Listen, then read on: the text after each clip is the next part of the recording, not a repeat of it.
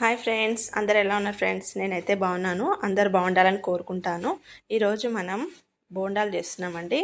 అందరూ మైదా పిండితో చేస్తారు, కానీ మనం ఈరోజు బియ్యం పిండితో పొటాటోని ఉడకబెట్టి పొట్టు తీసి స్మాష్ చేసి అందులో కలిపి మనం చేస్తున్నామండి. ఇప్పుడు బిగ్ సైజ్ పొటాటోని అయితే తీసుకున్నాము. దాన్ని బాగా వాష్ చేసుకొని 4-5 ముక్కలుగా చిన్న చిన్న ముక్కలుగా కట్ చేసుకొని కొద్దిగా సాల్ట్ వేసి ఉడికిద్దామండి.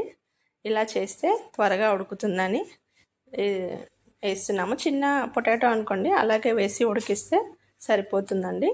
ఉడికిన తర్వాత మనం ఈ పొట్టు తీసేసి స్మాష్ చేయాలి. తర్వాత దాంట్లో బియ్యం పిండిలో కలపాలండి. కొద్దిగా లైట్గా సాల్ట్ వేస్తున్నామండి. ఓకేనా ఫ్రెండ్స్? పచ్చిమిర్చిని సన్నగా తరిగి పెట్టుకున్నాము. పొటాటోని కూడా సన్నగా కట్ చేసుకోవచ్చు, లేదంటే మిక్సీలో వేసుకోవచ్చు. బియ్యం పిండి ఇందులో పొటాటోని యాడ్ చేస్తున్నాము. తర్వాత పచ్చిమిర్చి, కరివేపాకు కూడా వేసేసి అన్నీ బాగా మిక్స్ చేయాలండి. ఇప్పుడు పచ్చిమిర్చి, కరివేపాకు కూడా వేసేస్తున్నాము. మొత్తం కలపాలి. ఇందులోనే లైట్గా ఉప్పు, కొంచెం కారం వేసుకొని బాగా మిక్స్ చేయాలండి. పొటాటోతోని బాగా పిండిలో మిక్స్ చేయాలి. తర్వాత వాటర్ ఎంత పడుతుందో అంత వాటర్ అయితే యాడ్ చేసుకోవాలండి. బియ్యం ఇలా పొటాటో వేసినాం కాబట్టి టేస్ట్ అనేది చాలా బాగుంటుందండి. కారం 1 స్పూన్ వేసాము.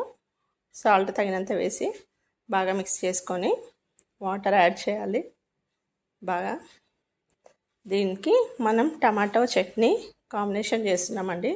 టమాటా చట్నీ కూడా ఈజీగా చేసుకోవచ్చు. మనం దోశకైనా, ఇడ్లీకైనా, దేనికైనా చట్నీ చేసుకుంటే తినొచ్చండి. టేస్ట్ కూడా బాగుంటుంది. పోపు పెట్టకుండా అలాగే తినేయచ్చు. ఇది బాగా స్మాష్ చేస్తూ పిండిలో కలిపేసుకుంటున్నాము. ఇందులోనే మనం కొంచెం వాటర్ చూసుకుంటూ కలుపుకోవాలండి. మరీ ఎక్కువ వాటర్ వేయకుండా కలుపుకోవాలి. మనకి బోండా వేసేలాగా వీలుగా కలుపుకోవాలి. సోడా అయితే వేయట్లేదండి. ఇలా బాగా మిక్స్ చేసేసుకోవాలి. ఇలా మొత్తం కలిపేసుకున్న తర్వాత కడాయిలో అయితే ఆయిల్ వేడి చేసుకుందాం.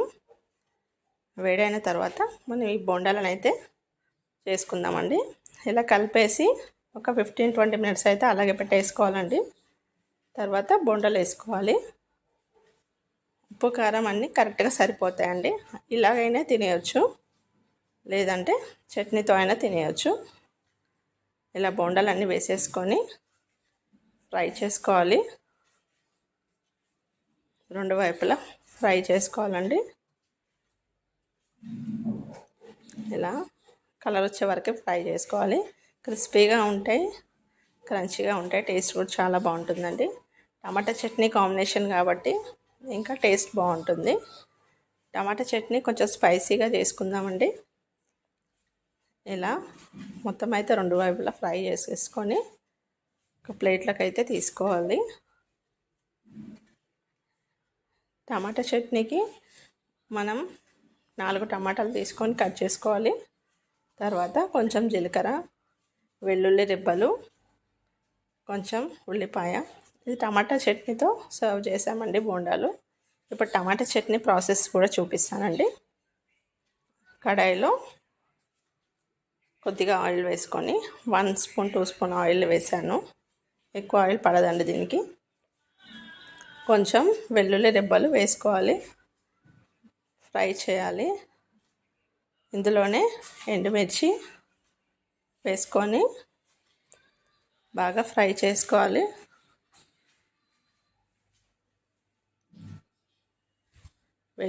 ఎండుమిర్చి వెల్లుల్లి రెబ్బలతోనే ఫ్రై చేయాలి. ఇందులోనే మనం కట్ చేసి పెట్టిన టమాటాలను కూడా యాడ్ చేయాలండి. ఇలా ఫ్రై చేసుకున్నాక టమాటాలను యాడ్ చేసుకోవాలి.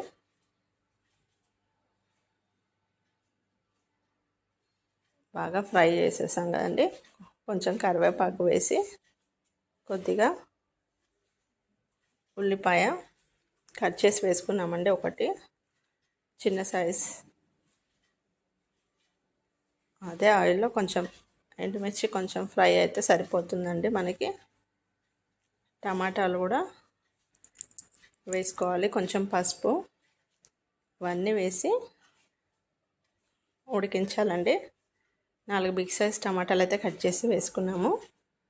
కొంచెం ఫ్రై అవునాక ఇందులో మనం పసుపు యాడ్ చేస్తున్నాము. ఒకసారి బాగా కలిపేసుకోవాలి. ఇందులోనే కొద్దిగా సాల్ట్ యాడ్ చేసాము. బాగా కలిపేసుకొని